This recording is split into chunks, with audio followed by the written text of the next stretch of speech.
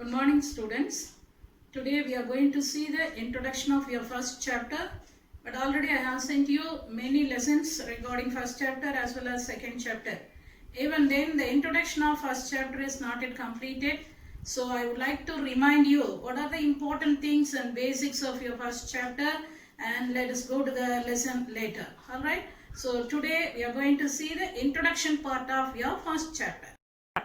Tamil medium students, already உங்களுக்கு ஒரு first chapter second சாப்டர்னுடைய videos அனுப்பியிருக்கேன். அதனுடைய முதன்மை பகுதியாகிய கணங்கள் என்றால் என்ன, கார்ட்டீசியன் ப்ராடக்ட், இதை குறித்ததான அறிமுக பகுதியை இந்த வகுப்பில் பார்ப்போம்.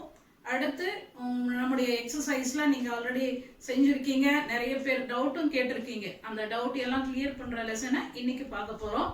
ஒரே வீடியோல 2 பகுதிகளும் வரும், Tamil medium as well as English medium. அதனால இரு வகுப்பினரும் இதை புரிந்து கொள்ளும் விதத்துல பாடத்தை எடுக்கிற. சந்தேகம் இருப்பின் என்னுடைய அதே வீடியோல நீங்க தொடர்ந்து உங்களுடைய கேள்விகளையும் கேட்கலாம். In 9th standard, you have seen what is meant by set and different set operations.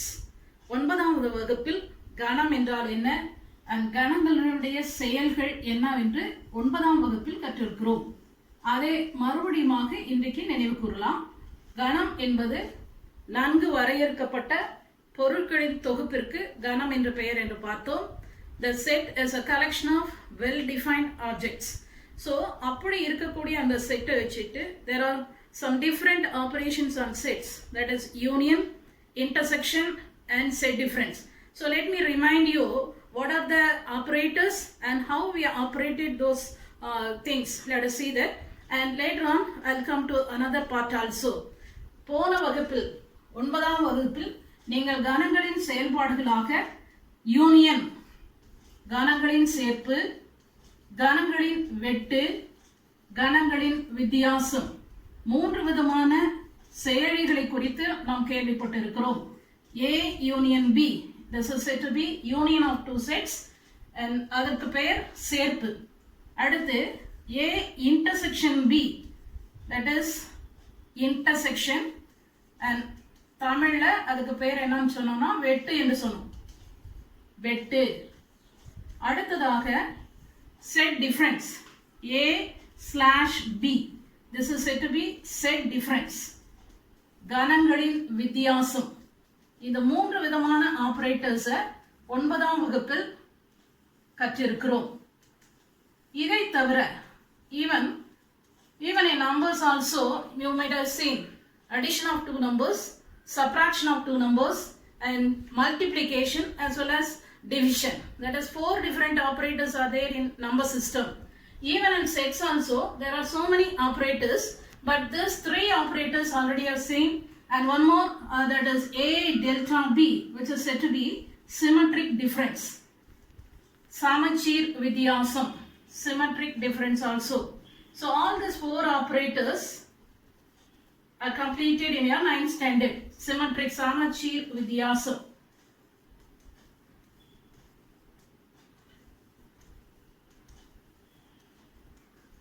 இந்த 4 விதமான ஆபரேட்டர்ஸையும் இரு கணங்களை வைத்து நாம் அதை மறுபடியும் நினைவு கூறுவோம். Let me remind you what are the 4 operators what we have done already, and these things how we did. Let us see that, and with an example, and let us go to the actual part of our lesson today. That is, let us take an example, namely A and B. That is, set A is nothing but numbers 2, 4, 6, 7, 8, and let me take another set B that is equal to 1, 3, 4 and 5. Whenever 2 sets are given, we can find out what is their union, intersection, set difference as well as the symmetric difference. இதற்கு உதாரணமாக ஒரு எடுத்துக்காட்டாக 2 கணங்களை எடுத்துக்கொள்வோம். A என்பது 2, 4, 6, 7, 8 ஆகிய எண்களை உள்ளடக்கிய ஒரு கணம். B என்பது 1, 3, 4, 5 ஆகிய எண்களை உள்ளடக்கிய இன்னொரு கணம். இந்த 2 கணங்களுடைய 4 விதமான ஆபரேட்டர்ஸ், அதாவது 4 செயல்களான சேர்ப்பு, வெட்டு, சமச்சீர் வித்தியாசம், செட் டிஃபரன்ஸ், அதாவது வித்தியாசம், சமச்சீர் வித்தியாசம் எப்படி கண்டுபிடித்தோம் என்பதை மறுபடியும் உங்களுக்கு நினைவுபடுத்த விரும்புகிறேன். அதை பயன்படுத்தி நம்ம இப்ப பார்க்க போற உறவுகளும் சார்புகளுக்கும் அது பயன்பாடு உள்ளதாக இருக்கு, அது பயனுடையதாக இருக்கிறதுனால அதை முதலாவது நம்ம ரிமைண்ட் பண்றது நல்லது. Okay, so let me take this two sets now. A is a set with some different numbers like 4, 2, 4, 6, 7, 8, and B is a set with 1, 3, 4, 5. And what is A union B? That is nothing but the combination of or combined elements of your A and B. Look at this. I'm going to write same concept only again and again, but with the same concept we are going to write all the 4 answers. So A union B means first write your A set, that is 2, 4, 6, 7, 8. 6, 7, 8, and then you just write your operator, whatever may be the operator that you write it, and the other set is your B set, which contains the elements 1, 3, 4, 5. So what you do is you just find out what are the common elements of these two sets first. That means the numbers which are in A as well as in B. You find out those numbers and strike out in your first set, that is in your set A. So look at these numbers. In set A, only these numbers are there, 2, 4, 6, 7, 8 are there. And in set B, there are 4 numbers, 1, 3, 4, 5. But 4 is a number which is repeated in both the sets. But what you do is, you strike out that number 4 in the first set. Now, we are going to operate our union. That is, we are going to combine these two elements. But what we are going to write is, combine all the elements but write them in order. But don't write number 4 again. That means 4 is already present in B. But that means 4 is cancelled in your first set. So leave out that and write all the other elements in order. That is in ascending order you write it. So the very first element I am going to write it as 1, and next element is 2, next element is 3, and next element is 4. 4 we have to write it. 4 and then 5, then 6, 7, 8. So this is what your union of two sets. கணங்களின் சேர்ப்பு என்பது இரு கணங்களின் உறுப்புகளை சேர்த்து எழுதுவது. இதற்காக A இன் உறுப்புகளை முதலாகவும் B இன் உறுப்புகளை இரண்டாவதாகவும் எழுதியிருக்கிறோம். அதுல இரண்டிற்கும் பொதுவான எண் என்ன என்று பார்த்தோம். அதில் 4 என்ற நம்பர் இரு கணங்களிலும் இருப்பதினால் முதலாவது கணத்தில் 4ஐ அடித்திருக்கிறேன். அடுத்து அந்த 4ஐ விட்டுவிட்டு மீதி இருக்கக்கூடிய எல்லா எண்களையும் வரிசைப்படுத்தி எழுதியிருக்கிறேன். இதற்கு பெயர் A சேர்ப்பு B. இதை நேரடியாக இதுவே நம்ம பயன்படுத்தலாம். அதை பயன்படுத்தி கணங்களின் வெட்டையும் நம்ம பார்க்கலாம். Use the same two sets A and B. And let us find out what is A intersection B. What is A intersection B means? Which is a common element, that alone you write it. எதை நம்ம அடித்து விட்டோமோ அந்த எண்ணை மட்டும் நம்ம எழுதினா போதும். அதையும் செட் பிராக்கெட் போட்டு எழுதினா போதும். That is, set A intersection B is nothing but the number which was cancelled already, only that number. If there are only one number, you write one number. 2 numbers are there means write 2 numbers. Nothing is common means you write empty set. So that is what your intersection. So A intersection B contains the number 4. A வெட்டு B இல் இரண்டுக்கும் பொதுவான எண் ஒரு எண்ணாக இருந்தால் ஒரு எண் எழுதுவோம்.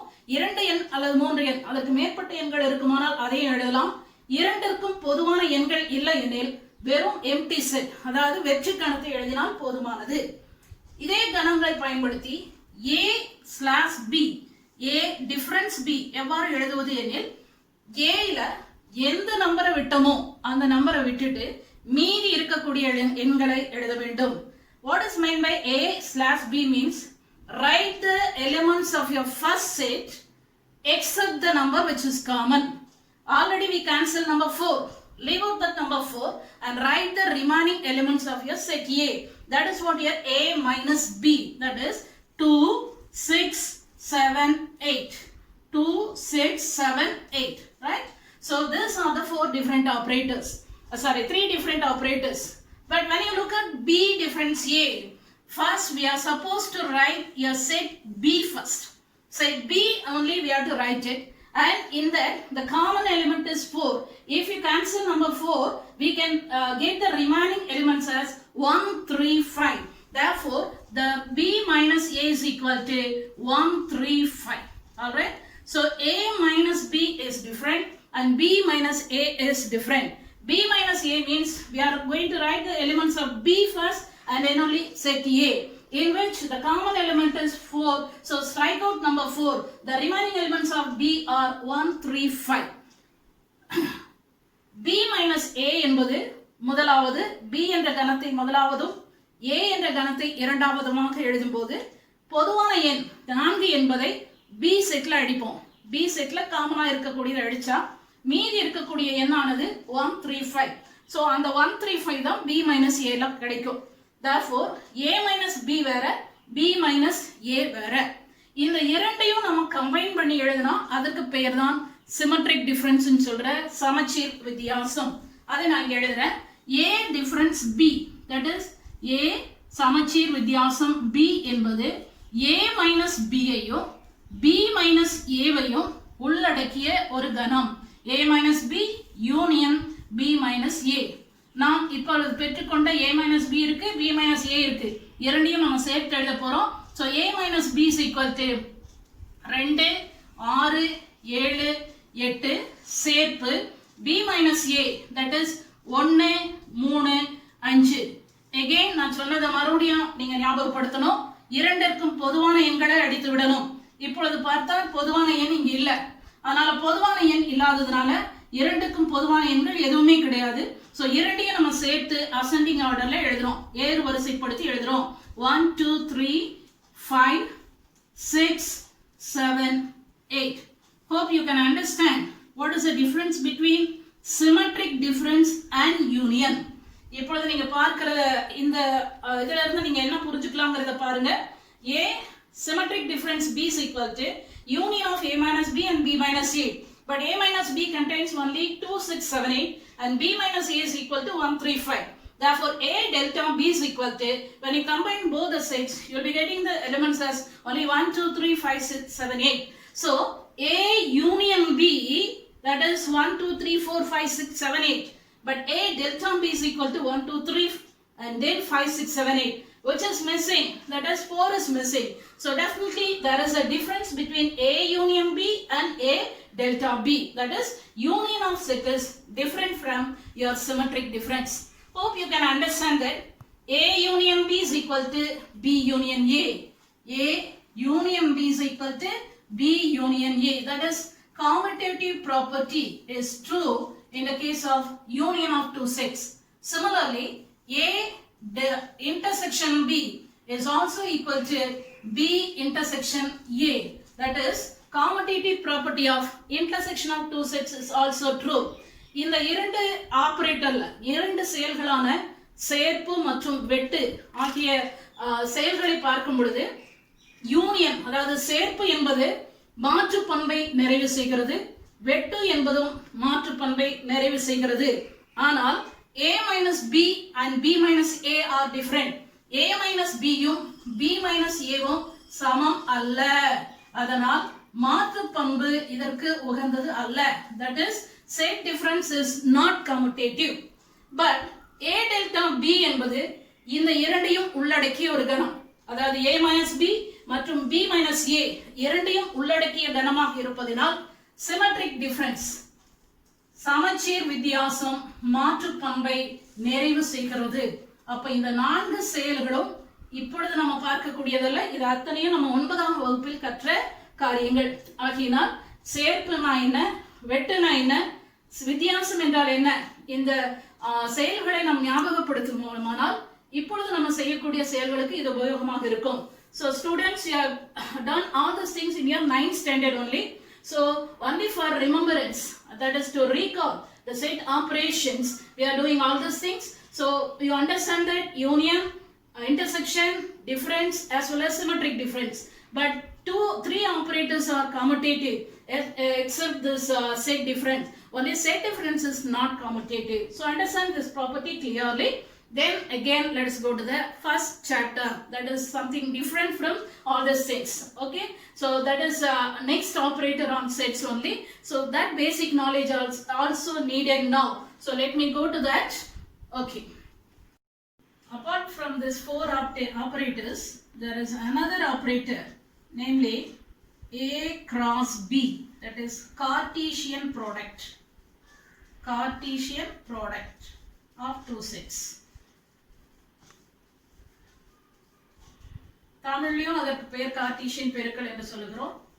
இது எப்படின்னு சொல்லி இப்ப பார்க்க போறோம். இத உதாரணத்தோட நான் எழுதுறேன். கார்ட்டீசியன் பெருக்கல்.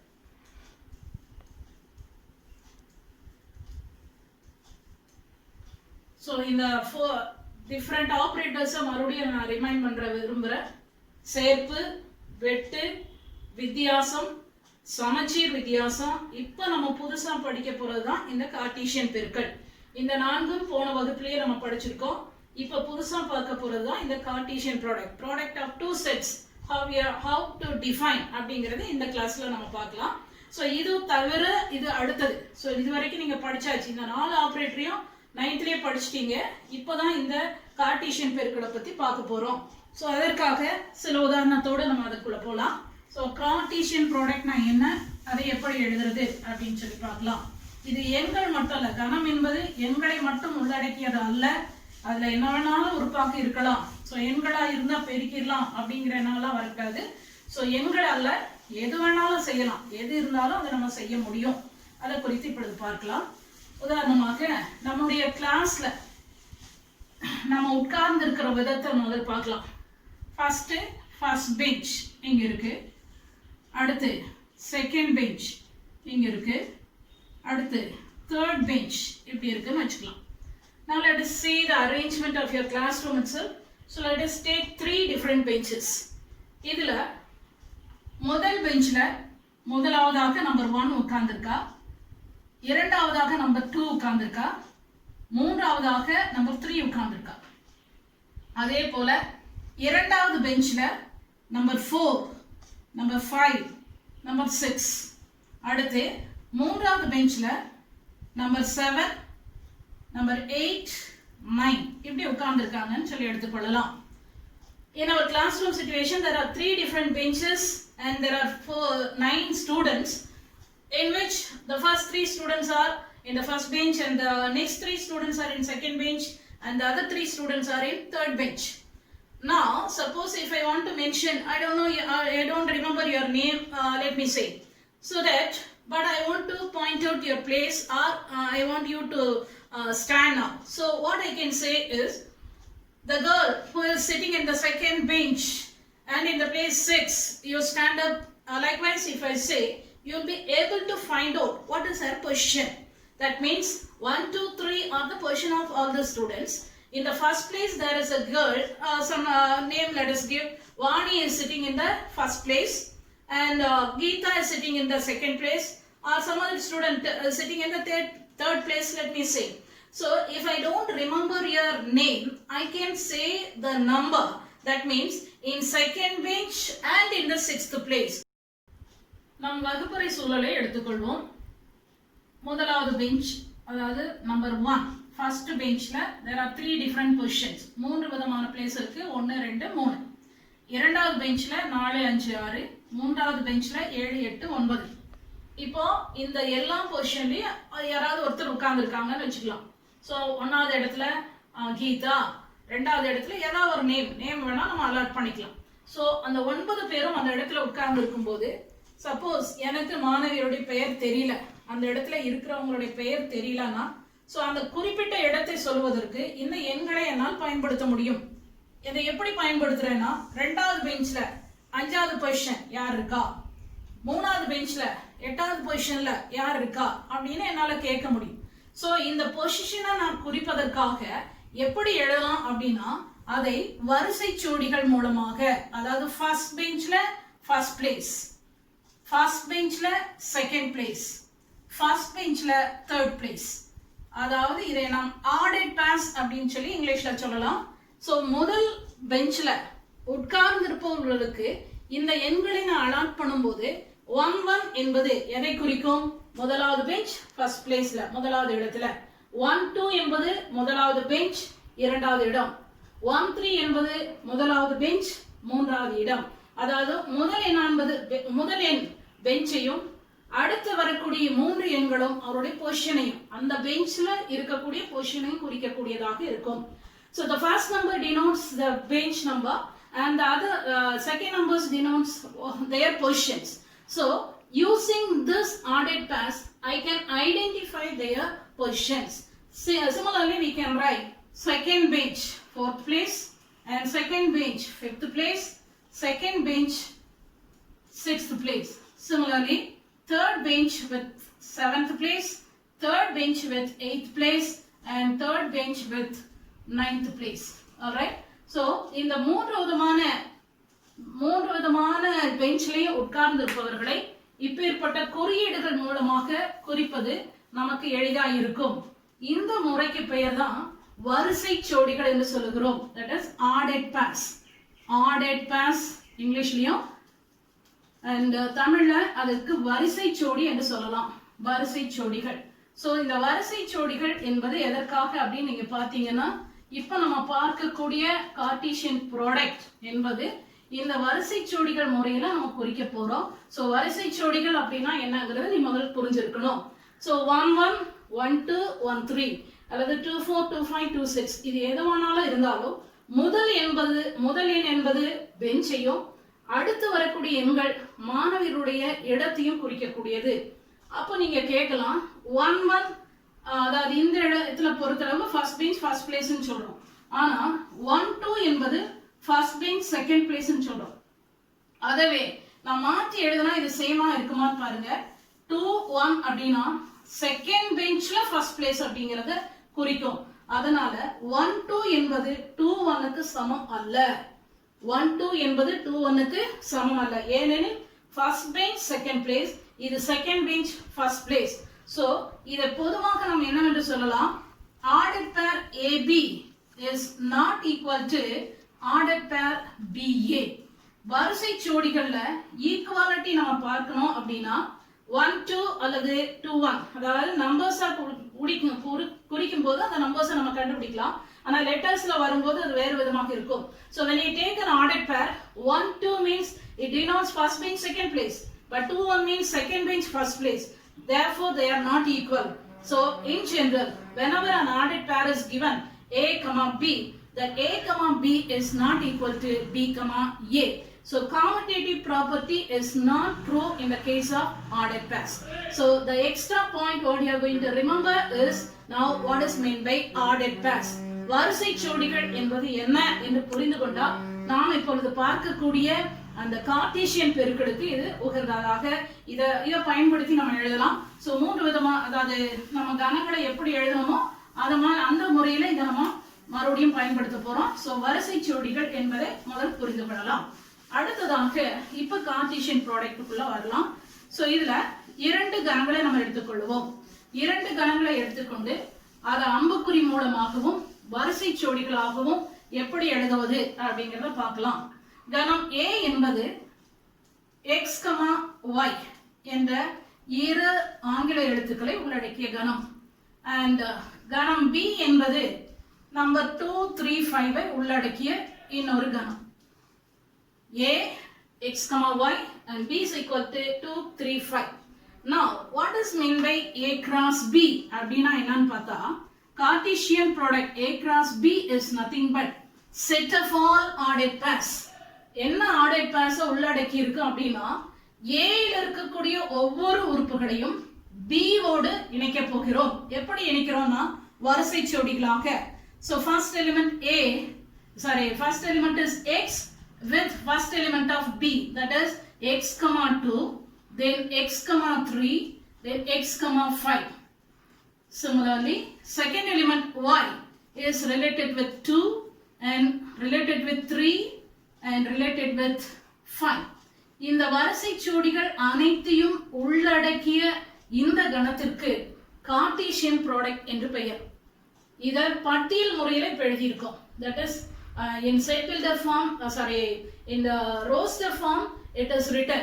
The same thing we can write it in arrow diagram also. So what is the meaning for A cross B means it is nothing but the set of all elements of A and B which are related in such a way that for each and every element of A, an element of B should be related with that. So in general, A cross B is nothing but set of all elements of A comma B, that is an ordered pair AB, such that small a is an element of capital A and small b is an element of capital B. This is what the proper definition of A cross B, right? So A, B என்ற வரிசை ஜோடிகளை உள்ளடக்கிய கணம் தான் இந்த A cross B. அதில் முதல் எழுத்து அதாவது முதல் உறுப்பு A ஆனது ஃபர்ஸ்ட் செட் ஏவில் இருக்கக்கூடியதா இருக்கணும். இரண்டாவது உறுப்பு B ஆனது B இல் இருக்கக்கூடியதாக இருக்கணும்.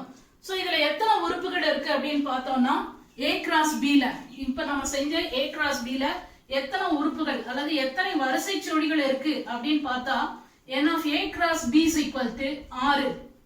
அத நான் எப்படி எழுதலாம்? A ல 2 உறுப்பு இருக்கு, B ல 3 உறுப்புகள் இருக்கு.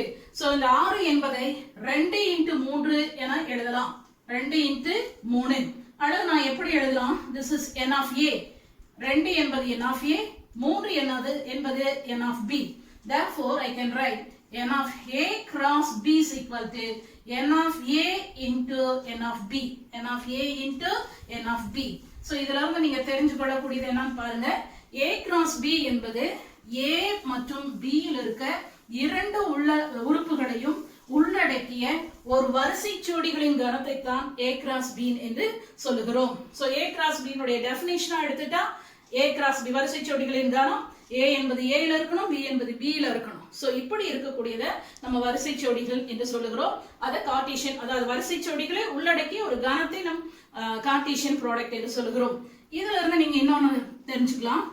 B cross A அப்படி நான் எடுத்தா ஃபர்ஸ்ட் எலிமெண்ட் எங்க இருந்து வரணும் அப்படின்னு பாத்தீங்கன்னா B ல இருந்து தான் வரணும். A cross B னா ஃபர்ஸ்ட் எலிமெண்ட் A ல இருந்து வரும். அதே B cross A னா B ல இருந்து வரணும். அப்போ முதல் எலிமெண்ட் B ல 2.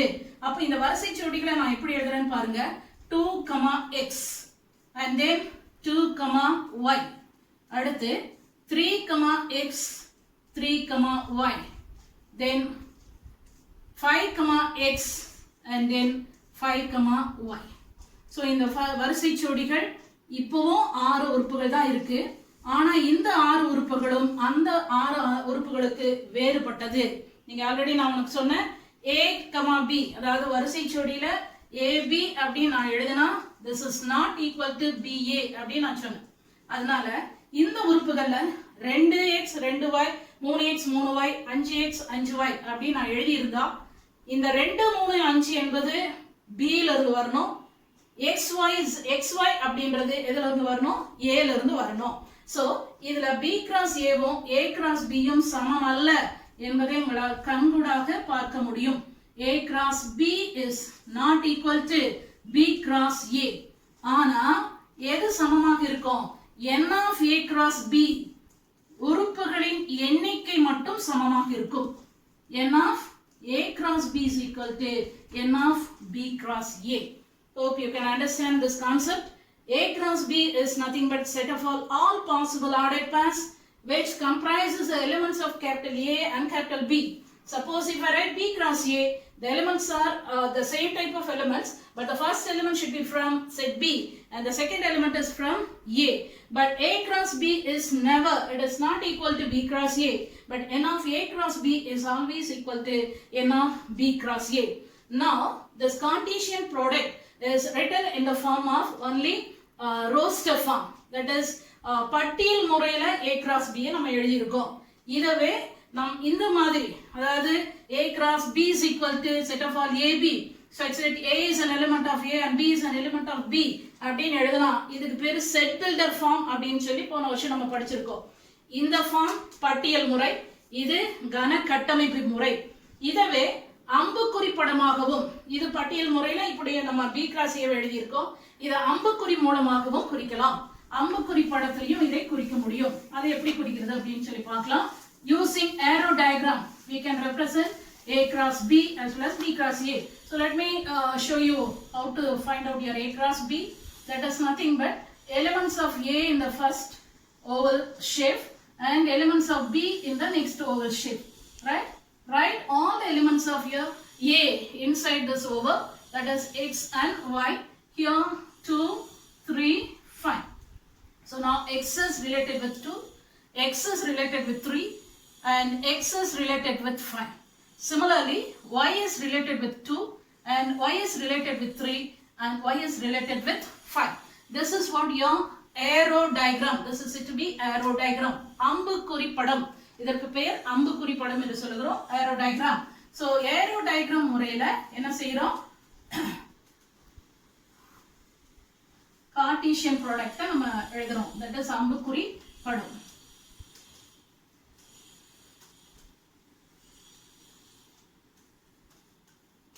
So ரெண்டு விதமாக, அதாவது பட்டியல் முறை, கண கட்டமைப்பு முறை மற்றும் அம்புக்குறி படம், இதன் மூலமாக வர கார்ட்டீசியன் ப்ராடக்ட்டை நம்ம ரெப்ரசென்ட் பண்றோம். அதை நம்ம எழுதுறதுக்கு இந்த மாதிரி வகைகள் எல்லாம் நம்ம பயன்படுத்தலாம்.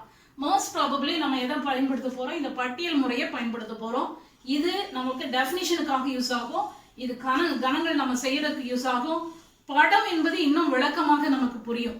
A cross B படம் இப்படி போடலாம், அதே B cross A சேமா இருக்காதுங்கிறது உங்களுக்கு நல்லா தெரிஞ்சிருக்கணும். So B cross A னா ஃபர்ஸ்ட் எலிமெண்ட் எங்க இருந்து வரணும்? B ல இருந்து வரணும். செகண்ட் எலிமெண்ட் A ல இருந்து வரணும். So set B இங்க இருக்கணும், set A இங்க இருக்கணும். இங்க நம்பர் 2 3 5, இங்க number x and y. Therefore 2 must be related with x and 2 with y, 3 with x, 3 with y, 5 with x and 5 with y. So இதில இருந்தே உங்களுக்கு நன்றாக தெரியும் A cross B and B cross A இரண்டும் சமம் அல்ல. So இது வரைக்கும் நம்ம பார்த்தது கார்ட்டீசியன் ப்ராடக்ட் எப்படி பார்க்கிறது, அதாவது கார்ட்டீசியன் ப்ராடக்ட்டை இப்போ நம்ம கத்துருக்கோம். இதுதான் நம்மளுடைய ஃபர்ஸ்ட் லெசனுடைய இன்ட்ரோடக்ஷன் பகுதி. ஸோ இரண்டு கணங்கள் கொடுக்கப்பட்டிருந்தால் அதனுடைய கார்ட்டீசியன் ப்ராடக்ட் என்பது சாதாரண பெருக்கள் அல்ல, இது வரிசை ஜோடிகள் எண்களாக. அதற்காக தான் நான் நம்பர்ஸா கொடுக்காம உங்களுக்கு வேற உறுப்புகளாக கொடுத்துருக்கேன். சப்போஸ் நம்பரே இங்க கொடுத்திருந்தாலும் அந்த எண்களை பெருக்கி எழுதக்கூடாது. இது comma, they are separated by commas. இது ரெண்டுமே ஒரு பிளேஸை குறிக்கிறது, அதாவது ரெண்டு எண்களை குறிக்கக்கூடியது. இதை நம்ம எங்கெல்லாம் யூஸ் பண்ணலாம் அப்படின்னா நம்மளுடைய கிளாஸ் ரூம்ல யூஸ் பண்றோம். ஸோ அதுக்காக தான் நம்ம கிளாஸ் ரூம் அட்மாஸ்பியரை நான் உங்களுக்கு ஃபர்ஸ்ட் சொன்னேன். First bench, second bench, fourth bench, இப்படி ரெண்டாவது உட்காந்துருக்க, நாலாவது பெஞ்ச்ல ரெண்டாவது ஆளு, நாலாவது பெஞ்ச்ல மூணாவது ஆளு, இப்படி ஒவ்வொரு இடத்தையும் நம்ம சொல்லும் பொழுது அதை நம்ம ஈஸியா கண்டுபிடிக்கிறதுக்கு இந்த வரிசை ஜோடிகள் நமக்கு உதவியாக இருக்கிறது. அடுத்ததான் பார்த்தா இந்த வரிசை ஜோடிகள் எங்கெல்லாம் யூஸ் பண்றோம் அப்படின்னு பாத்தீங்கன்னா கிராஃப்ல கட்டாயம் இந்த மாதிரி பாயிண்ட்ஸ் நம்ம குறிக்கிறோம். கிராஃப்ல குறிக்கும் போது 1,2 பிளாட் பண்ணுன்னு சொல்றோம்.